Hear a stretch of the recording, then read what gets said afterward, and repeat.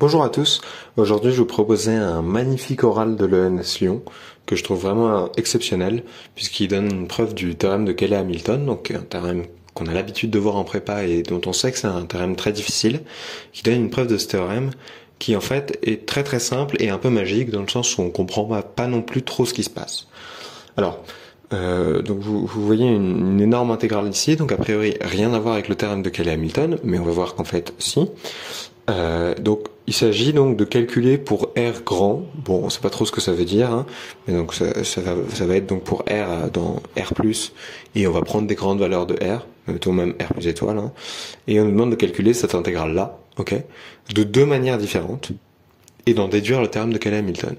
Bon bah, si on veut en déduire le théorème de Cayley-Hamilton, on ose espérer qu'il y a une des manières qui va donner polynôme caractéristique de A évalué en A, et l'autre manière qui va donner 0 ou quelque chose du genre. Et en fait, c'est à peu près ce qui va se passer. Alors, juste, histoire d'être sûr qu'on parle tous de la même chose, là ici, A c'est une matrice, hein, ici on a R exponentielle de l'identité moins A, la puissance moins 1, tout ça c'est des matrices, donc en fait ici on intègre sur un espace de matrice. Si vous n'êtes pas à l'aise avec ce que ça veut juste dire intégrer coordonnée par coordonnée évidemment.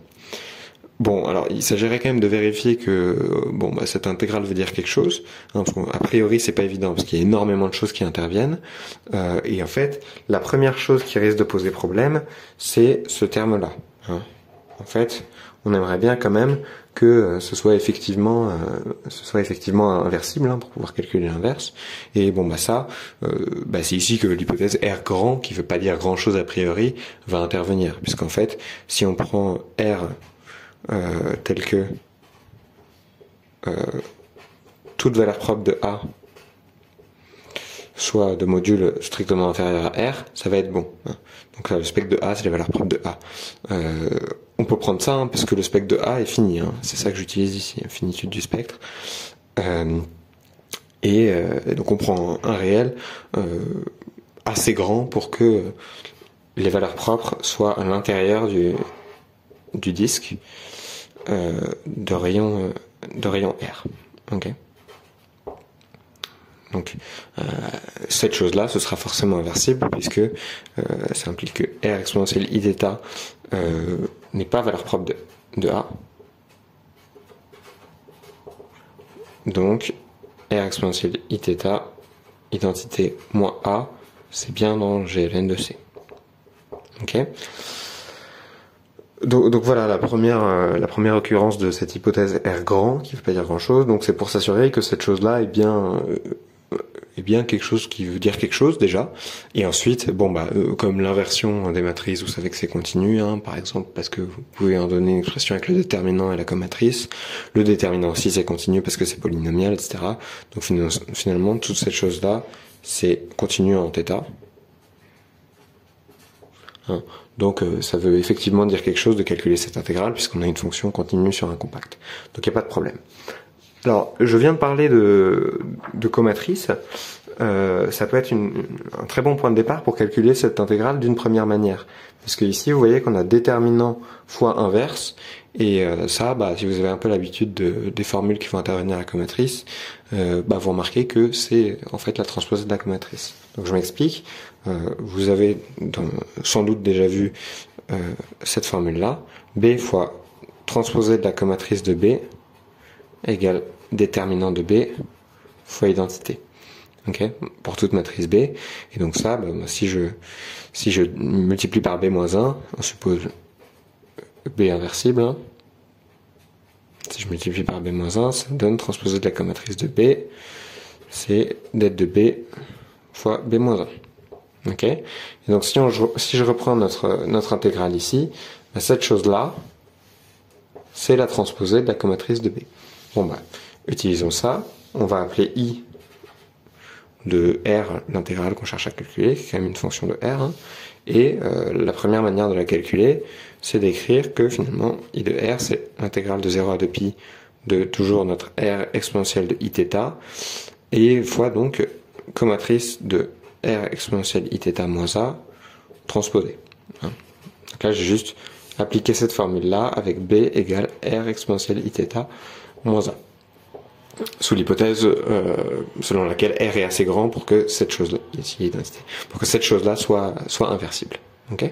Bon, bah cette chose-là, a priori, on ne sait pas trop ce à quoi ça ressemble, mais la transposée de la comatrice, vous savez que c'est polynomial. Alors ici, identitaire. Vous savez que c'est quelque chose qui est polynomial en les coefficients de la matrice à l'intérieur. Hein. Transposée de la comatrice, c'est un polynôme en les coefficients de B. En tout cas, chaque entrée de la transposée de la comatrice, c'est polynomial en B. Hein. Si j'écris comatrice de B transposée, mais à la limite peu importe, IJ, donc je calcule le coefficient d'indice IJ, c'est un polynôme qui dépend donc de I et J en les coefficients B11, etc. jusqu'à BNN, où B égale la matrice dont les entrées sont les BKL. Ok. Donc ça, bon, vous pouvez vérifier directement avec la définition de la comatrice, peu importe. Mais donc si maintenant on regarde le coefficient d'indice IJ de I de R, ça va être l'intégrale de 0 à 2pi de R exponentielle Iθ fois donc ce polynôme-là, PIJ de des coefficients de ce truc-là. Ok, donc ça va être R exponentielle Iθ moins A11, A12, alors c'est moins A12, moins A13, etc. Et le dernier coefficient qui intervient, c'est R exponentielle Iθ moins ANN. Ok. Bon, ça, à la limite, on s'en fiche complètement des des AKL. Hein. Ça, on a juste besoin de savoir que c'est un polynôme en R, hein, parce qu'il n'y a que R qui va varier ici, en fait, puisqu'on a fixé notre matrice A. Ok. Donc ça nous fait un polynôme qu'on va appeler Q de R exponentielle Iθ. Je garde uniquement mes R exponentielle Iθ parce qu'il y a quand même θ qui varie sur notre intégrale. Ok, mais ça, bon, si vous avez un peu l'habitude de l'analyse complexe, vous savez que ça fait 0. Alors pourquoi ça fait 0? Bon, on peut le faire formellement, hein. On peut écrire Q égale somme pour K variant de 0 à importe D des Q indice K puissance K, et cette chose-là, ce sera donc l'intégrale de 0 à 2pi de R exponentielle Iθ fois somme pour K variant de 0 à D de Q puissance K, R puissance K exponentielle Iθ K dθ. Ok, là j'échange la somme et l'intégrale, hein. La somme est finie donc il n'y a pas de problème. Que K, R puissance donc K plus 1, et ici on a l'intégrale de 0 à 2pi de exponentielle Iθ fois K plus 1. Cette chose-là, vous la calculez directement et ça fait 0. Donc au final, on obtient bien 0. Donc voilà donc la première manière de calculer notre intégrale. On a montré que tous les coefficients d'indice IJ, enfin le coefficient d'indice IJ de I de R est nul, et donc finalement I de R est la matrice nulle. Okay, donc on a I de R égale 0 pour R assez grand.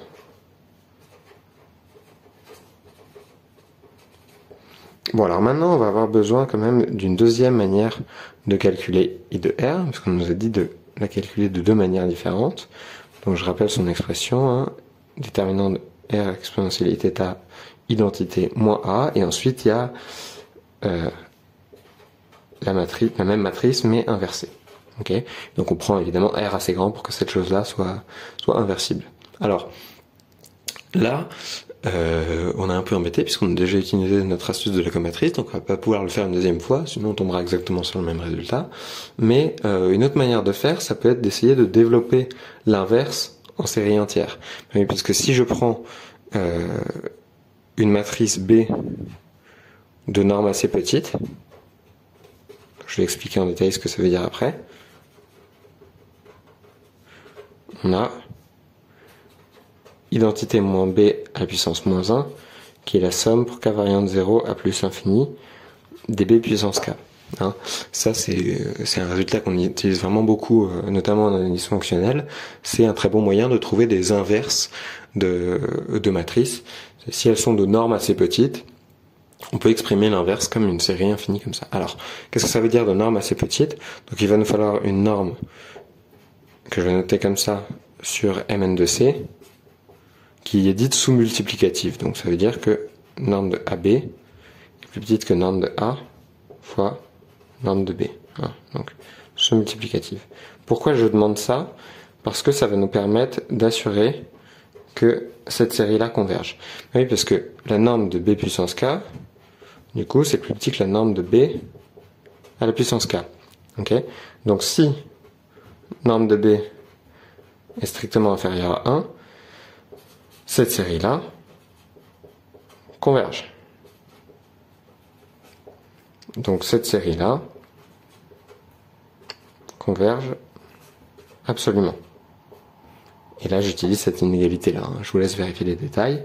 Et donc, bon, bah, à partir de là, on peut la multiplier par identité moins B et constater que ça va bien faire exactement ce qu'on veut. Donc, je vous laisse développer ce produit-là, mais ça nous donne juste cette chose-là, plus infini de B puissance K moins B puissance K moins 1, et là, K plus 1, pardon, et ça c'est télescopique, il reste que l'identité. Okay. Donc ça, c'est un bon moyen d'attraper l'inverse d'une matrice dans le cas où elle est assez proche de l'identité. Bon, bah, on va utiliser ça pour calculer l'inverse qui est ici. Alors, je te détaille rapidement ça. Et donc, ce qu'on va écrire, c'est que bon, alors on a un R exponentielle Iθ fois R exponentielle Iθ moins A à la puissance moins 1. Ça, je vous laisse vérifier, mais il n'y a pas de difficulté, que ça fait bien IN moins A fois R exponentielle Iθ moins 1. Et ça, si R est assez grand, ça donne donc ce qu'on avait dit. Somme pour K variant de 0 à plus l'infini, et A puissance K fois R puissance moins K exponentielle moins I K θ I. C'est tout. Ok? Bon, bah alors du coup, calculons I de R avec ça. Hein. I de R, c'est l'intégrale de 0 à 2π de exponentielle Iθ fois R, déterminant de R exponentielle Iθ identité moins A fois IN R exponentielle Iθ moins A à la puissance moins 1. Ok? Ce terme-là et ce terme-là, je les regroupe pour former ce terme-là. Donc ça nous fait l'intégrale de 0 à 2π de déterminant de R exponentielle Iθ identité moins A fois donc cette somme-là. Ok. AK, R puissance moins K, exponentielle moins IK θ dθ. Alors là, je vais échanger la série et l'intégrale. Bon, alors évidemment, si R est assez grand, cette série-là converge normalement, donc l'interversion est licite. Je vous laisse vérifier les détails. Et donc, ça nous donne cette chose-là. Alors, on peut sortir immédiatement tout ce qui ne dépend pas de θ de l'intégrale. Il va nous rester l'intégrale de 0 à 2π, de déterminant de R exponentielle Iθ IN moins A, fois exponentielle de moins I K θ dθ. Ok. Alors, ça, vous aurez évidemment reconnu le polynôme caractéristique. Hein. Donc, je vais appeler P égale qui de A, le polynôme caractéristique de A.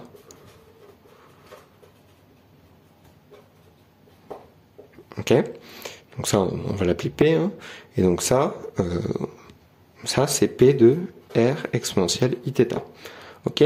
Bon, je vais écrire P en extension, hein, ça va être utile. Donc on va écrire P sous la forme somme. Alors oui, je vais peut-être pas utiliser le même cas. On va voir. Pour l'instant, je vais utiliser le même. Somme pour K variant de 0 à N des P indice K, X puissance K. Ok. Juste, j'écris les coefficients de P, ça va être utile. Et donc ça, c'est la somme pour K variant de 0 à plus l'infini des AK R puissance K.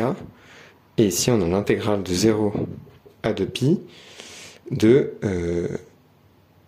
alors, je me trompe, j'oublie, c'est un R puissance moins K ici, pardon. Intégrale de 0 à 2π de somme pour, on va dire, H variant de 0 à N des P indice H. Et ici, ça va être R puissance H exponentielle I H θ. Et il nous reste notre exponentielle moins I K θ dθ. Ok, très bien. J'échange à nouveau la somme et l'intégrale. Bon, cette fois-ci, c'est une somme finie, donc il n'y a même pas besoin de dire quoi que ce soit. C'est juste la linéarité de l'intégrale. Et il nous reste somme pour K variant de 0 à plus l'infini des AK R puissance moins K. Et ensuite, somme pour H variant de 0 à N des PH, R puissance H. Et ensuite, il nous reste l'intégrale de 0 à 2π de exponentielle de i h θ moins i k θ dθ. Ok, alors cette chose-là, bah, c'est pas spécialement difficile à calculer, en fait, c'est même très facile. Ça fait 2pi si jamais h égale k, et ça fait 0 sinon. Je vous laisse vérifier ça. C'est un résultat très très classique. Hein.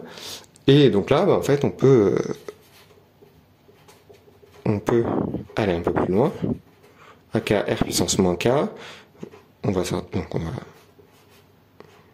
garder cette somme-là. H variant de 0 à n de ph r puissance h.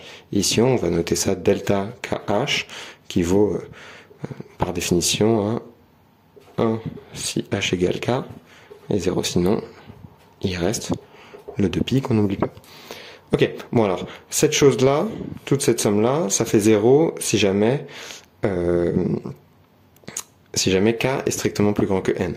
Hein, parce que là, évidemment, il n'y aura aucune chance que k soit égal à h. Okay, donc il nous reste juste la somme pour k variant de 0 à n seulement, des ak r puissance moins k, et si jamais k est inférieur à n, bah, il reste exactement un terme, celui où h égale k, et donc ici on obtient donc pk r puissance k fois 2pi. Ces choses-là disparaissent, et on obtient donc somme pour k variant de 0 à n des pk à k fois 2pi, et surprise, c'est exactement ce qu'on espérait. Donc on a montré que IR égale 0, pour R assez grand. Donc ça c'était le premier argument qui utilisait la comatrice, et on a aussi utilisé que IR égale 2pi fois polynôme caractéristique de A évalué en A. Donc ça nous donne P de A égale 0, c'est-à-dire qu'IA de A égale 0, et donc ça montre le théorème de Cayley-Hamilton. Donc voilà, comme vous pouvez le voir, c'est une preuve qui est assez inattendue, c'est une preuve qui est quasiment pas enseignée, que j'ai jamais vue ailleurs qu'à cette orale de l'ENS Lyon, que je trouve particulièrement jolie, donc voilà, je voulais la partager.